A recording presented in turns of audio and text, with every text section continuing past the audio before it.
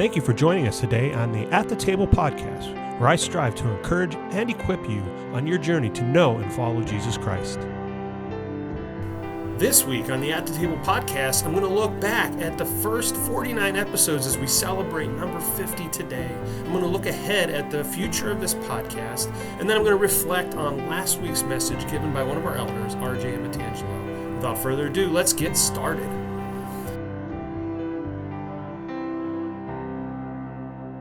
Well, hello and welcome to the At the Table podcast. This is Pastor Gary. I'm the pastor at Grace Community Church.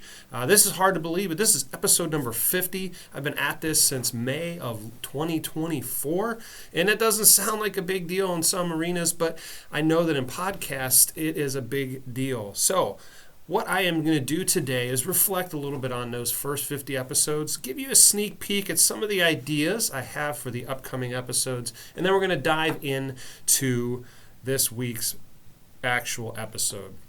So what I want to do is just look back and say thank you to those that gave me the idea to start this podcast, the listeners that have been listening.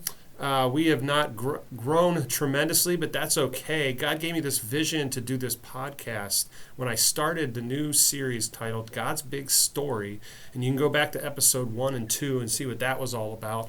But this was just something I wanted to do to offer like a midweek pick-me-up to folks that they could use in their studies and that I hope that would be encouraging. And so that is what I did. And God has been faithful in that and given me the encouragement and the stamina to keep going at it.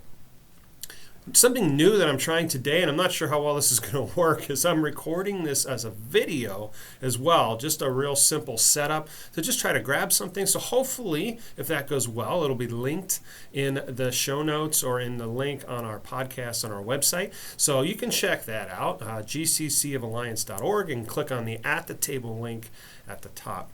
So we'll see how that goes. But looking ahead, video is an area that I want to get into. We'll see how that goes. It takes a lot more time to edit a video than it does sound. So we'll see how that goes. But I think that's a different platform, a different medium that might benefit people. They might enjoy it. So right now it's a real simple setup. It's just a video camera, my phone pointed at me with a secondary mic plugged into that, and we'll see how that goes. But the other thing I wanted to investigate was, as this channel has continued for a year, I've really felt drawn to different areas and to adding to this podcast. I'm still going to try to post once a week, but you're going to see different formats. Maybe I'll have a conversation with someone about a topic. Maybe we'll do a Bible study, a discovery-style Bible study together. Maybe I will do a podcast with someone else on their podcast and then repost that on ours. And then, of course, I'll continue doing some of these, kind of looking back and reflecting. I've enjoyed these times. It's been a creative outlet. So we're going to do all of that. If you have any other ideas or things you'd like to see, we'd also like to include questions from listeners or people from Grace Community Church. So if you've got those, you can submit those through our Ask the Pastor form that's available in the back of the sanctuary each week. You can also email those questions directly to me, and we'll try to include those on the podcast as well. So we'll see what God has for us. But today I want to jump in and think about this last week's message. You know, I don't get many chances in a year to just sit back and listen to someone else preach. So I really enjoy when this happens. One, because it gives me rest, which is incredibly important. But two, it helps me to grow and to be challenged in my thinking in different ways. And so this week was no different. I had asked RJ to preach, 6 months ago at the beginning of the year, and he had preached for us in September and did a bang-out job, and so I wanted to have him back. In fact, coming up in a future episode not too far down the road, I hope to have him on the podcast as well. He's just a real deep thinker, a good communicator, and has a heart for the Lord and serving Him. And I just appreciated his message title was The Impact on the World Through Worship. I will throw a link to our sermons podcast in the show notes as well, so you can find that. Or you can go to our website, again, at gccofalliance.org, and click on the sermons link, and you'll find it there. It's worth your time. But the premise for this was centered around Paul, of course, and Paul was in jail in Acts chapter 16 again. Paul, that's kind of where he was at a lot of the time. And he had this interaction. He lived his life even in the midst of the circumstances that were not favorable in a way that he was worshiping God. In fact, by his actions and how he was living, a miracle happened. Paul was actually in the midst, there was an earthquake and all the chains were thrown off and he could have escaped, but he didn't.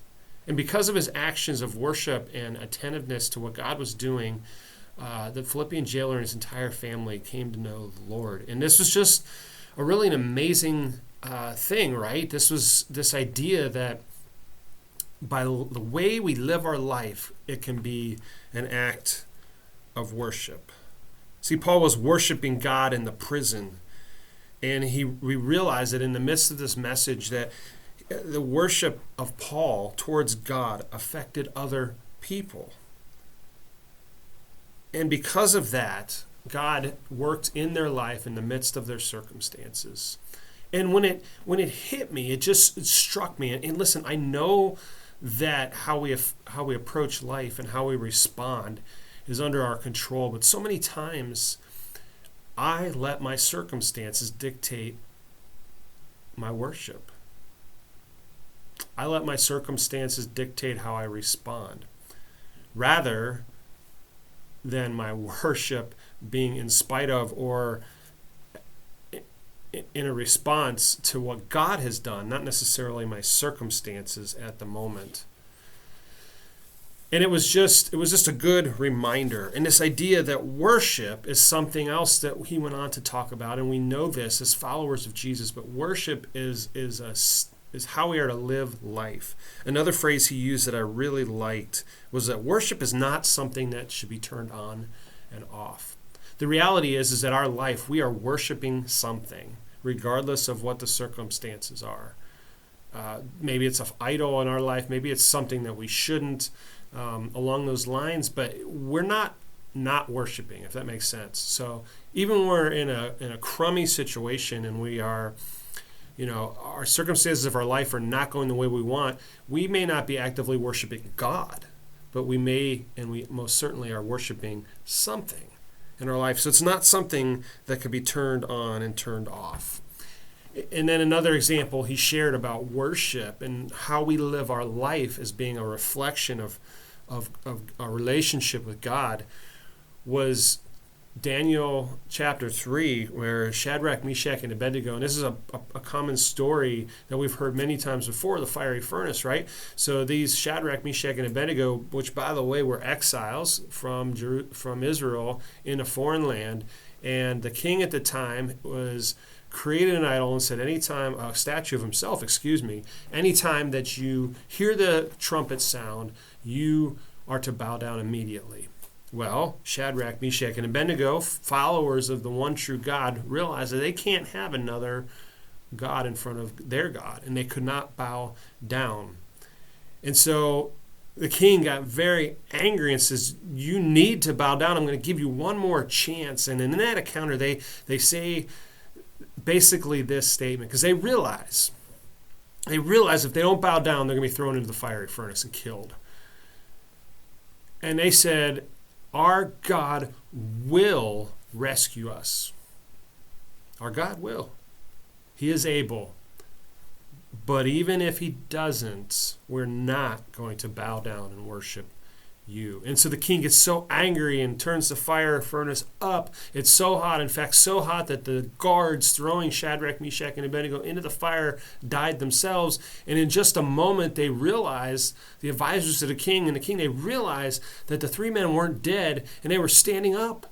But on top of that, there wasn't just three men, there was a fourth in the fire. And see, their response by worshiping God, even in the midst of difficult situations. And sometimes we think of worship, and we think worship is just singing a song. Worship is just doing something for God. Sometimes worship is just our posture, our recognition of who God is.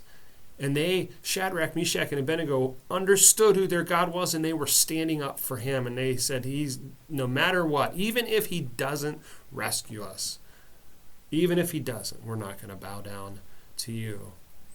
And so we see in that situation that even in the tough times, God is with us and he is worthy of our praise. You know, the ending to that message, RJ shared with us 1 Peter 5:8, and this is maybe one you've heard before, but let me read it to you from the NIV. It says, "Be self-controlled and alert. Your enemy, the devil, prowls like a roaring lion, looking for somebody to devour. Restrict him, standing firm in the faith, because you know that your brothers throughout the world are undergoing the same kind of sufferings." In other words, Peter is writing this to the church and saying, stand firm, be self-controlled, and alert. The devil is coming after you. And he is. The devil is not just a passive being. He's actively trying to pull us away from God.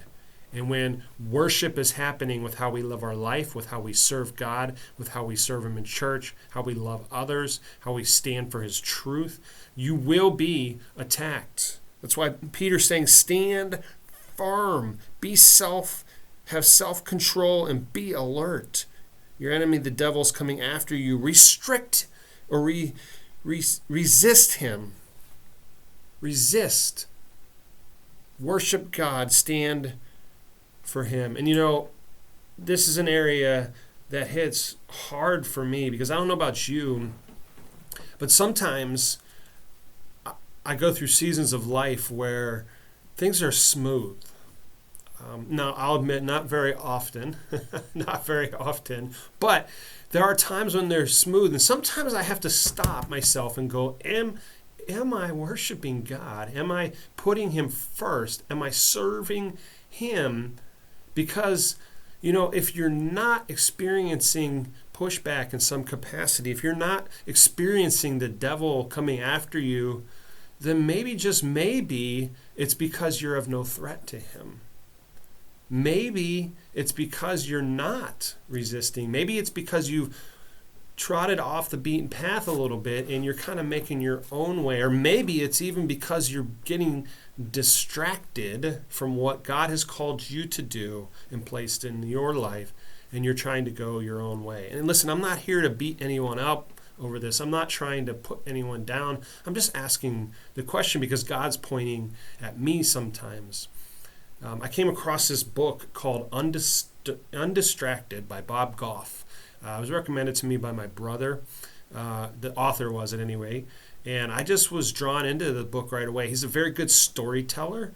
He is a believer, but he does write into a world that is maybe writes in such a way that unbelievers might be drawn in as well.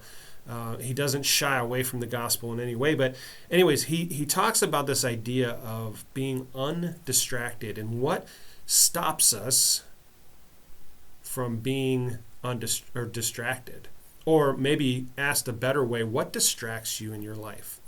You know, sometimes I get frustrated with myself and I just say I have ADHD and I just see a squirrel and I start following it. And that may be true to an extent, but sometimes I think it's because I'm not intentional. Now, if you've spent any time around me over the years, you know that I've really gravitate towards the word unintentional. I gravitate towards the word intentional. Being intentional is incredibly important. If you're not intentional, you will get distracted.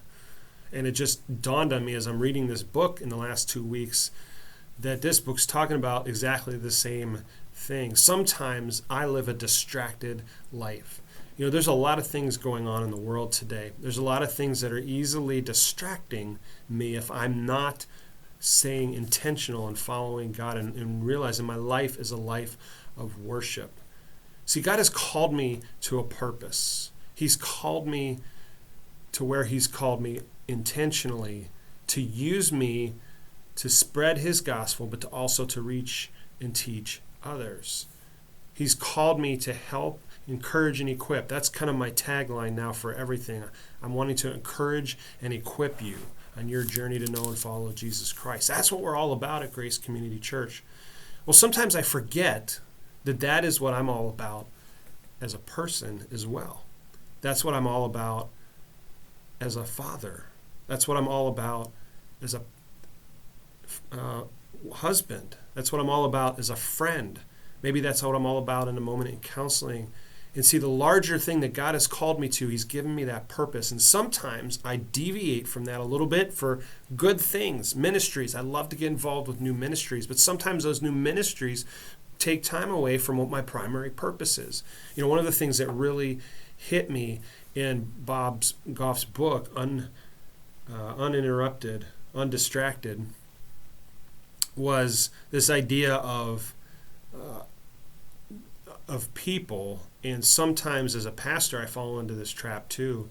And just by loving people, I feel like if they need me at that moment, that I have to drop what I'm doing to help them. And you know, at first glance, it sounds kind of rough, but what I'm saying is that sometimes it's okay that just because the other person needs me doesn't. You have been listening to the At the Table podcast with Pastor Gary. I hope this episode has left you encouraged and equipped. It's okay. Pastor Gary is the lead pastor of Grace Community Church in Alliance, Ohio.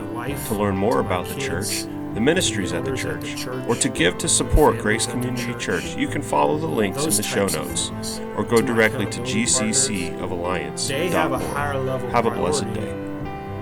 Than anybody else outside of that. Another thing that just really hit me in this moment is that sometimes I say yes to other people's timetables and I say no or pause to what God is asking from me. Catch that. Sometimes I say yes to something else which prevents me and causes me to say no to God.